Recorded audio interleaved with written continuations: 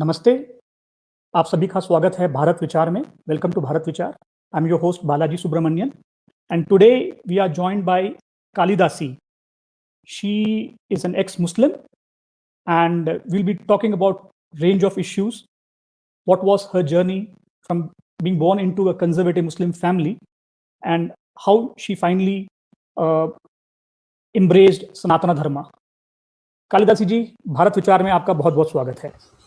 Namaskar, Jai Kali, Jai Mahadev, Jai Bharat. Thank you so much. I'm very honored and I'm thankful that you have, addressed me in such a wonderful way and you have given me this privilege to speak to you. Thank you so much once again. बहुत बहुत धन्यवाद। My first question to you is what prompted you, or what kind of voice spoke inside of you to choose the name Kalidasi? Okay. I had a near-death experience, whereas I was trying to end my life, and I witnessed Shakti. I mean, I would address her to be, and it was a very motherly, I would say, interaction with the supreme manifestation that I witnessed. And, in fact, I asked her in that state as to what are you, who are you? And then she said that, people call me Ma. And immediately, it came in my mind that, okay, later I had this realization that this is what people call, Durga Ma, Shakti Ma, Parvati Ma. So this is the mother, this is the divine mother. And then I thought, okay, fine. I mean, she's divine, she's the mother. I have encountered her. She's present, she's there. And I mean, I could not deny. I could not deny from that, experience. So, I mean, since before also, like before I had that encounter, I was very much drawn towards Ma Kali. So it was a calling from within to connect to her. And with this experience, I got the validation that the Ma that I'm attracted to is calling me as well and is trying to connect with me as well. So, I mean, there were enough reasons for me to convince myself to be called a Kalidasi. I did not take any other name, but I thought of learning and understanding her more. And that is the reason I purely added, Kali was there. Kali is omnipotent, omnipresent. So, I mean, I just added a Dasi, under her lotus feet. So that is how I named myself Kalidasi. You were born in Calcutta, and Durga Puja is something. It's phenomenal. I was born in Delhi, and I've myself experienced Durga Puja every year. In fact, even in Bangalore, where I live, we celebrate Durga Puja every year. Not this in 2020, unfortunately, due to COVID pandemic. However, when you were growing up in Calcutta, would you often visit Durga Puja pandals and watch the rituals, or you were not allowed when you were young? I used to, we used to secretly, sneak out of the house and go and watch it, but it was very strictly prohibited. It was said to be haram. So it was forbidden for us to go and see the idols. But I mean, I loved that. I mean, I loved Ma's, different form. So I was, as it is, attracted towards her. But it was strictly forbidden. And upon, if like ever my parents used to get to know that I have gone and witnessed, so of course we all used to get thrashing and beating and all of that. But yes, it was strictly forbidden. It is considered to be something which is demoniac. And the idol is said to be a vessel for demon. So that's how it was, given to us when we were growing up. So I mean, yeah, that is how it was. I mean, they never applauded, they never encouraged. And upon learning that, we went and we sneaked out to see Ma and the pandals and the idols. Yes, we were subjected to a lot of atrocities, I would say, from beating to vulgar language to a lot of, these punishments. That's how it was. Right. So, what kind of schooling did you do in Calcutta? Was it strictly, Islamic school, or any of those normal schools, public schools that we have? See, Calcutta, we moved a little later, but the initial education was done from an English medium school, of course. And there was, I know you would want to know how was it growing up in a Muslim family, the schooling and education. We all used to have a private, Maulvi to come and teach us about the Islamic things. But yes, I did my schooling from an English medium school. So basically, you come from an educated Muslim family. I mean, academic-wise, you come from an educated Muslim family. I come from a educated radical Muslim family. I would not say I come from an educated, liberated and moderate and social and all of that. But I would say they were educated, I mean, like my parent, but they were very radical and very Islamist. So both things need to be addressed. I cannot just whitewash the other side. So yes, they were radical, they were fanatic, and they were Muslim, and they were educated. Why the hatred? Because you're living in India. Obviously, if that was the case, there is something called, I don't want to get into the Islamic aspect of it, but there is something called Darul Harb and Darul Islam, where if there is no peace, they leave to an Islamic place. So why was it, were they also institutionalized into hating Hindus? Was that the case in your family? See, now if you would ask me earlier, the word Hindus used to be very alien when we were growing up. We were constantly brainwashed that stay away from them, they cannot be good friends, and blah blah blah. So now, when I have grown up, and now when I have understood what dharma is, and now that I had been practicing from past 13 years, uh, now I see that it is a very stupid, I would say, a stupid practice, and they try to indoctrinate kids since childhood, and that is what it is. I mean, like, they used to say a lot of rubbish things. I mean, like, a lot of rubbish things. Now, I mean, it's totally clear because now I have also grown old and I have moved on. But there is a lot of wrong conditioning in Muslim families about the Hindus, and I'll tell you a couple of things that used to be told to us, that Hindus wear red undergarments, then Hindus sprinkle Gaumutra in all the foods. So I was not allowed to eat foods from my batchmates and classmates. So it was strictly forbidden, even if, I mean, my mouth used to salivate and water and everything, but I was not allowed. Every time I was, educated this in the house, that you should not eat tiffin from Hindu's tiffin. But But did one you? fine. Sorry, but did you? Because I sense a rebellion from the from the moment you were born. There was a bit of a Oh, rebel oh, inside you. oh, Did you eat oh the yes, food of your? yes. I used to eat and I used to, enjoy the food, because since childhood I had this curiosity and I knew that something was wrong, either wrong with me or either wrong with my family or either wrong with the society. I had that gut feeling that something was wrong. So no matter how much of these stupid conditioning was, pushed onto me, I used to still eat from my Hindu friends. I used to still be friends with them. And I used to do everything because, there was something inside of me. Now I understand that was my awakened soul, that was my awakened self, that something used to tell me that this is not right what you're being told. And that's how I decided that maybe, I mean, I should do what I want to do, but I should not tell them because I'm dependent on them, and I should wait for being independent, and then maybe I can just be myself. Interesting, quite interesting. Now I'm gonna move on to a slightly different question. Yes. Um, why is it that it is very convenient to call Hindus communal and worse, fascist. But yet, any observation is made towards Muslims or the religion of Islam, you are immediately branded as an Islamophobe.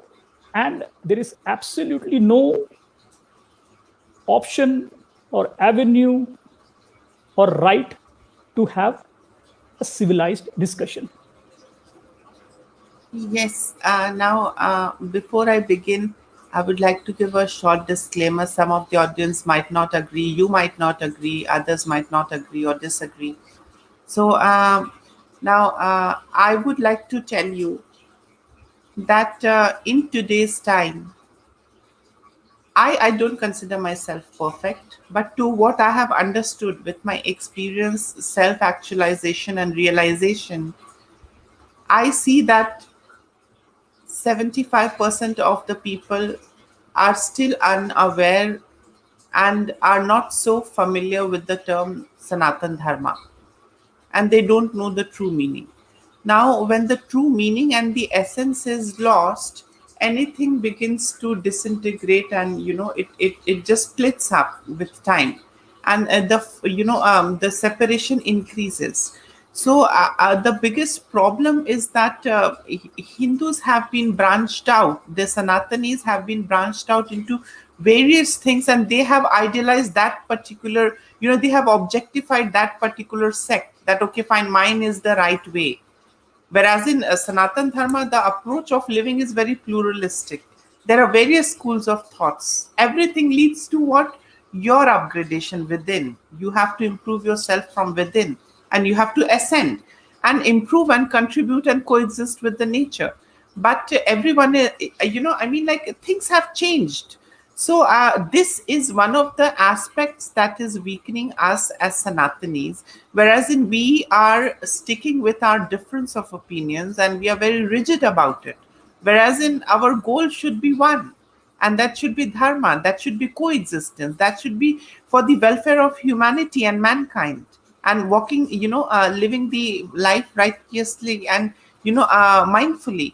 So this is the problem when it comes to the Hindu side, and when it comes to the Muslim side, Muslims have been branded as this very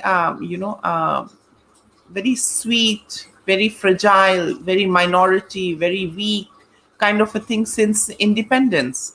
So as it is, we have the divisional problem within, and now some new entity is also injected amongst us, and then it is said as okay, this needs perseverance, this needs a lot of protection, this needs a lot of care. So as it is, we don't know what our true goal is and what our actual route is, and then we have been given with one more a parasitic entity. And what it is, I mean, it is not going to do us good. As it is, we don't know who we are, and if we are given a parasite and we become the host, the entire community becomes the host, and the parasite gets a free hand to eat away and use you as a host, and that is what is happening. So Hindus, I have seen people, Hindus are mocking Hindus. Yes. Sanatanis are mocking the Hindu deities, and they don't feel ashamed. They say this is being woke, this is being liberal, this is our freedom of speech, without knowing anything. So, I have even observed that 50% of the Hindus don't even know what Shivlinga means. So, this is the problem. Our roots were here. Now, I don't know what happened. We have come here. So it is us only, it is our forefathers, our ancestors, who had all kinds of knowledge, but now we have become dumb. Now we need the knowledge from west, because we doubt our own knowledge, our own roots. So Well, that actually, the I'm sorry. I actually think is that we don't need knowledge from the West. What we actually need is affirmation from the West. I'll give you an example. If someone in America says use charcoal, which we did to clean our teeth 100 years ago or 120 years ago, but then they introduced Colgate and all that. Now Colgate is introducing charcoal toothpaste, but we are not looking for knowledge. We are looking for affirmation. भैया शाबाशी दे दो जरा हमको. If they say, oh, Validation.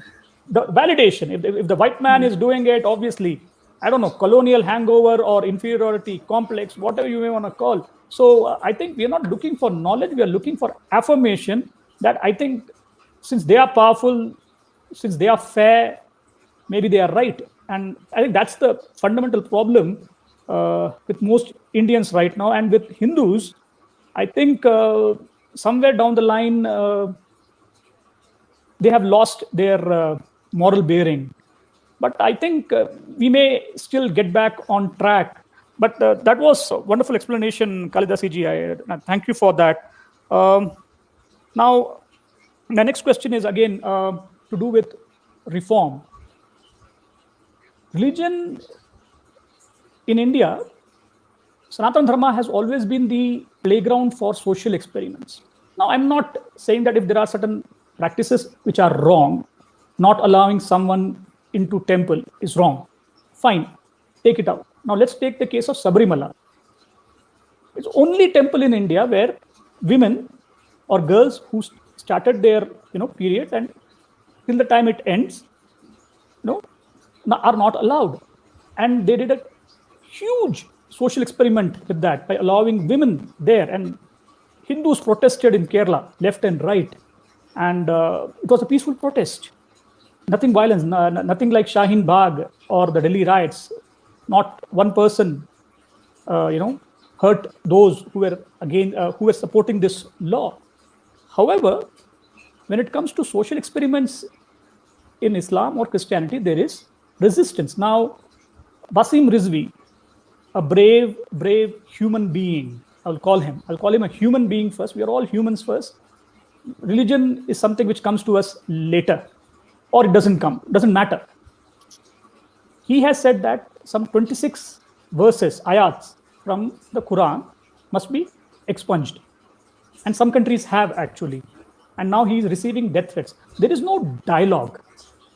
There is only ultimatum. Repent or sar tan se juda. It is as simple as that. There is no compromise. However, with Sanatana Dharma, there is always social experiments. Shani Shignapur temple, Sabrimala temple, and so on and so forth. Some of the practices were wrong. It has been taken out. But in Islam, they have issued death threats. So what do you think about that? I would like to tell you that there is no scope of reform when it comes to Islam, because Islam is something that has come from the sky and something that has come from the heaven.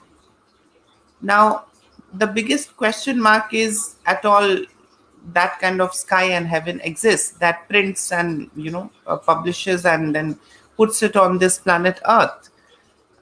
So the thing is that it is a fancy medieval desert fantasy that has been woven and that has been marketed well. And the biggest marketing strategy for Islamists had been, this fear induction, that if you don't follow, your head will be chopped off. If you don't believe, you will burn in hell. So these kind of unseen fear, something which is unseen. So these kind of unseen fear, constant repetition actually creates that, a scare around, in the environment, in the society. And people, start doing the bidding. So this is the way how Islam works. And when it comes to Sanatana Dharma,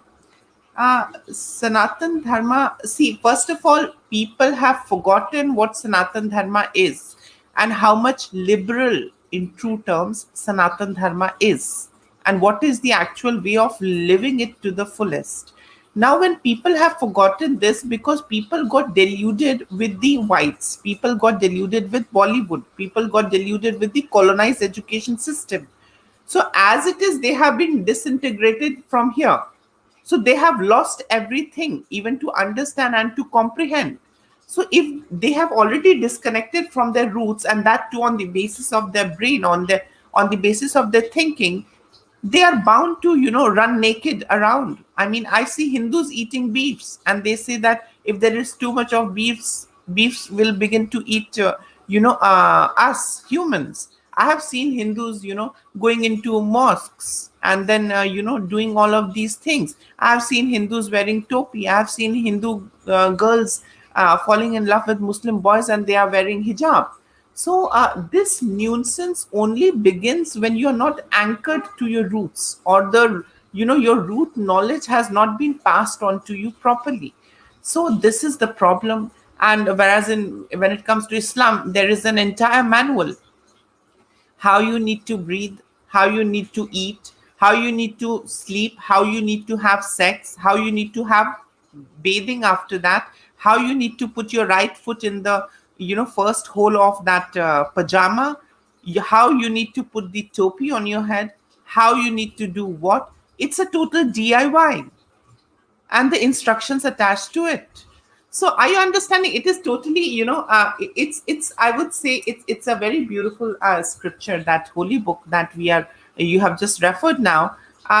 It is very good in producing sheeps, and sheeps are, of course, their end destination is a slaughterhouse. So I mean, they are ready.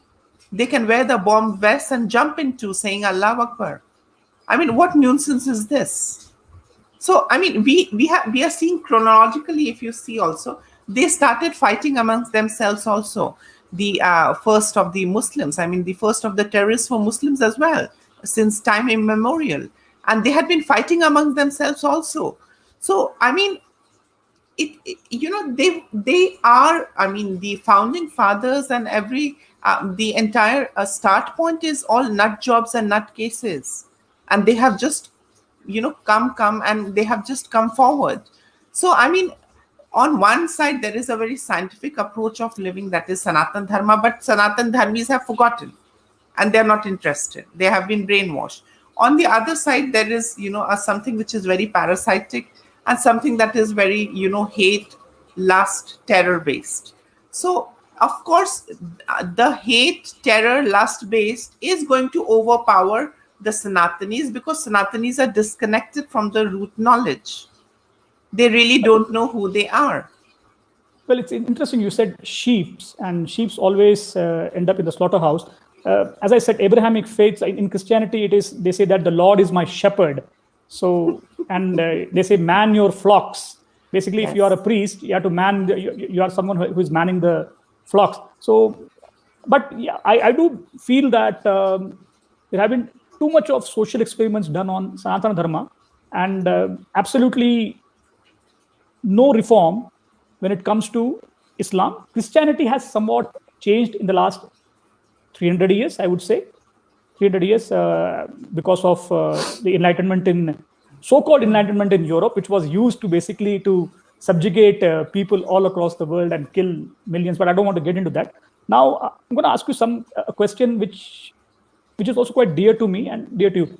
What were you going through? What was going through your mind when the Ayodhya judgment came, that now Hindus can finally build a temple after 500 years of struggle?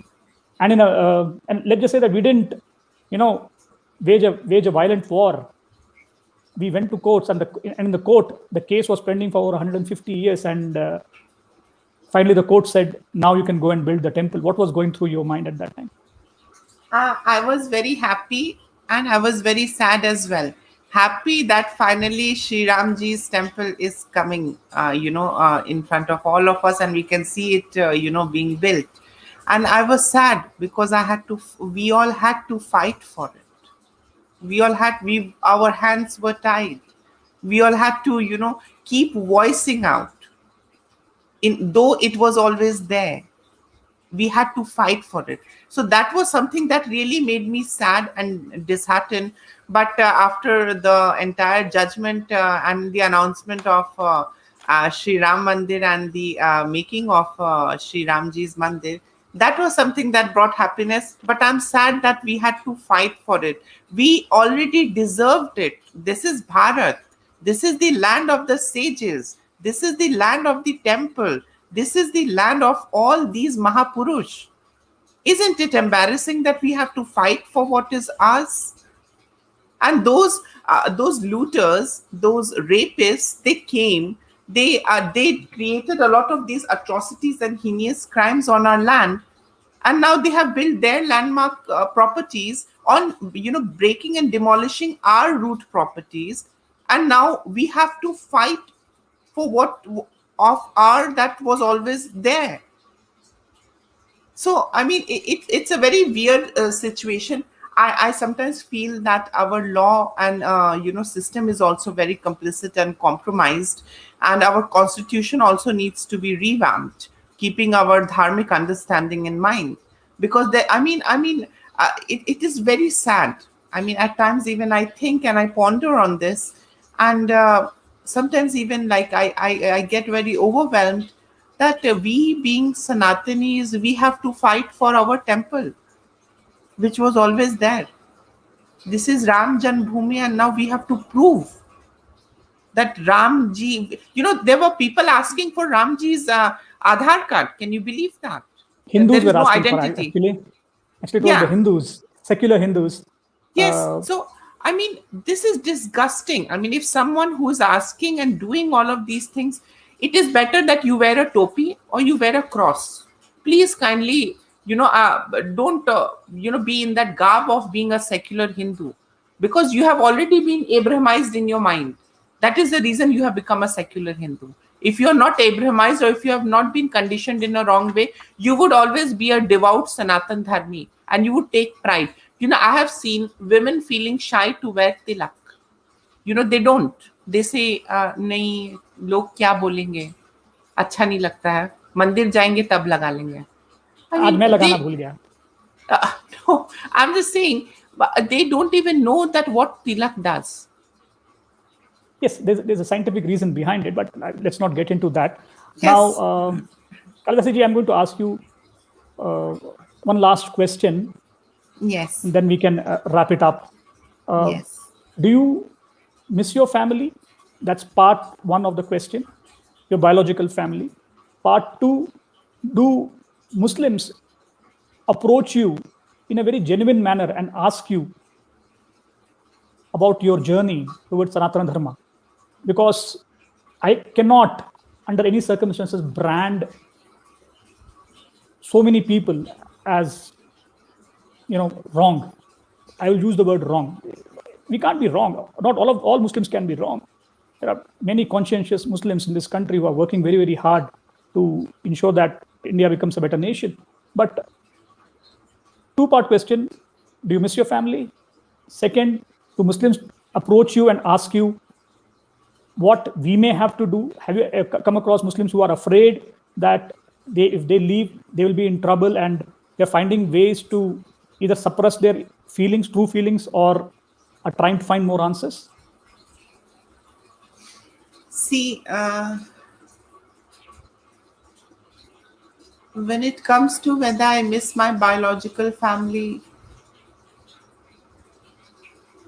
I do miss sometimes. I do miss, but the chaos that they brought, I don't even forget that.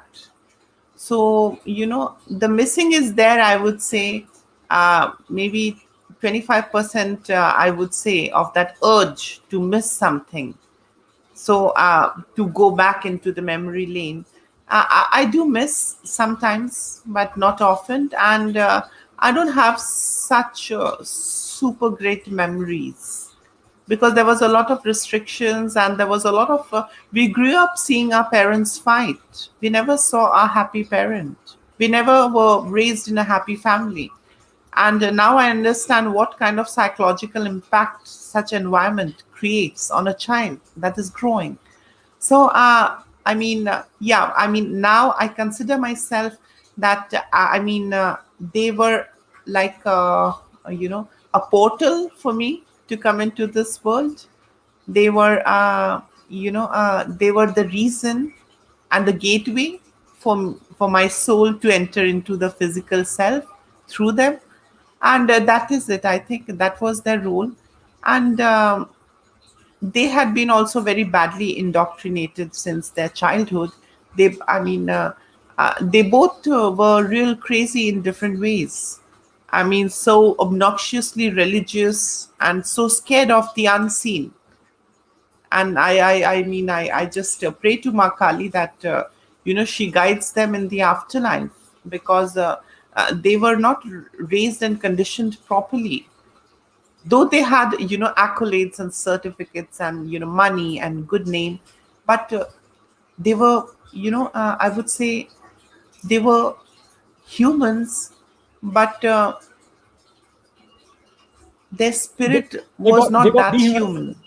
I think they got dehumanized because some experience can dehumanize a person. I would not say that they were so submissive that they got dehumanized. They were not that, weak or feeble. But I mean, see, I mean, I like the Muslim people. I mean, I like and I respect them. But what I hate is the ideology. I mean, I know a lot of Muslim people, and they are very sweet. They are very kind-hearted, but what I hate is the book and the problem that book does to a human being. And if the person has got a little bit of a weakness in his conscience, in his or her conscience, that indoctrination really, takes over your head. And when that takes over, you become nuts. You become lunatic. You are ready to, run after a donkey. I mean, tell me one name that is not a Muslim when it comes to the list of the terrorists that we have witnessed across globe. Everyone is Jaish Muhammad, Al Qaeda, Osama, some Khalifa, some Ahmad, some Mir, some Laden. I mean, there has to be a reason. It is not that everyone is trying to blame them or demonize their image or name, but it is the doctrine, because on the contrary, a lot of people are now leaving Islam because they are feeling very suffocated, and I know a lot of people who have left. So the more exposure a person has, the more they come out of that conditioning and that tight knit family of conditioned people. That is the time when fresh air gets inside the head, and that is the time when it processes individually. Otherwise, it's a Do, constant supervision. so do they get in touch with you? The second part was that, do say someone who believes in Islam, and a genuinely good human being, is curious about your choice. Do you encounter that, or and those who are say on the fence, like, I think I've had enough, I want to leave, because I think there is an organization called Ex-Muslims in the US, where there is far more freedom and less fear compared to India. So have you experienced anything like that here in India? See, I get a lot of abuses. I get a lot of threats, a lot of fatwa. Those 2 rupees Maulanas issue fatwas and threats and all of that crap. But, anyways, I mean, I am above all of that stupidity and I don't get scared of that stupidity. But yes, sometimes I do feel scared to go out, because I know our system and law is also complicit, because there is no, when it comes to, they can just run into, saying Allah Akbar, and they can chop off anyone. I mean, how it is, right? So I mean, I sometimes feel scared. I sometimes feel scared of the secular Hindu bunch also, because they keep telling me that, why did you leave, why do you have to talk about it, it was very nice. And a lot of my known people, these secular Hindus, they often tell me that, why did you leave such a nice religion? We have got crores and crores of Devi Devta. You all had just one Allah, and see, because of Allah's grace, I have got a son. So, all these rubbish, understanding and these brainwashings of those fakirs, babas. So, Hindus have been dhimified. And when it comes to Muslim, see, I'll tell you, I'll give you an example how Islam is across globe. I know a couple of my friends who are Arabics, who are Arabs, like native Arabs. They wear a hijab, but they wear a bikini inside. And they do everything. They have access to bestest of the clothes. They have access to all kinds of food. And they're eating everything. They're drinking everything. They're doing everything. But when it comes to 10 people, when they come in front of 10 people, so of course it all comes back to that hijab. So this is the new version that is growing. and some like to be in that and then do all of the things. Some like to come out of it and move out of it, and some want to play on both the sides. So these are the kinds, different ways that this Islam is now mutating into a new hybrid version. So one is a very rotten side, that you see those stupid mullahs with those, goat beards and those skull caps, and they are just chanting Allah Akbar, Allah Akbar. So, there are two kinds of versions. The Muslims that I know are maybe namesake Muslims, and then they say they're very happy. These Arabian friends of mine, they say that it's okay to have a Muslim name. I mean, no one is stopping me. I can do anything. It's okay. So it is actually the piousness that they project and try to indoctrinate is being shed from within. It's beginning to rot from within when it comes to Islam. So I mean, if you see across world, the Hindus would not dare to say anything against Islam. But look at the amount of ex-Muslims that are talking and exposing Islam. Will a Hindu do? I mean, a Hindu would think 10 times before doing that. But look at us. So we are like the, according to them, we are like the, heretics, apostates. We are like the demons. I mean, a lot of my previous family members, they say that I have invited demon inside of me with my demon rituals. So that is how they understand. They see an idol, they say that it is ghost. It's a ghost idol, and when we will cut the head of the ghost idol, spirit is going to come out. So these all fancy things have been indoctrinated through that evil book, and that evil book is the root cause of all atrocities that mankind is witnessing in today's time. So now I would also like to tell you something more. If you see in Quran and in Hadith, there is a specific Hadith that talks about Aisha and Muhammad, and how they had relationship and everything. So if you see from a very rational point of view, don't you think that she was suppressed and she narrated everything to his followers after his death? She narrated everything to his followers. And she said how she used to be in chums and periods, and how he used to tie thread and open thread and take bath and touch her and fondle her. Don't you think she has actually played up her revenge? And don't you think that is such a shameful thing to read till now and study and witness, that a prophet of such highest order would be fondling with a small little kid? So, it's like a big spot on the face, but people don't understand. His followers used to write day and night. For 40 years, they went on writing it and recording it from her mouth, whatever she used to say. And look what is written. It's embarrassing. It's embarrassment. She has played her revenge well. Well, I think some of the Islamic scholars would like to disagree with you, and it's a very controversial subject also, and there are many other aspects regarding Muhammad and Aisha, but I don't think it's the right platform to discuss. And in fact, I have read about some of those stories in my own research. But yes, I think, as you said, that your Arab friends, they are wearing burqa, but inside it's bikini. I think it's a bit of a paradox. When suppressed emotion, when you get a little bit of freedom, you don't know how to handle that. You suddenly go all crazy. It happens to many people, actually. When when someone from India travels to the West and they see this, and they look at the way that, women dress, they suddenly lose their focus.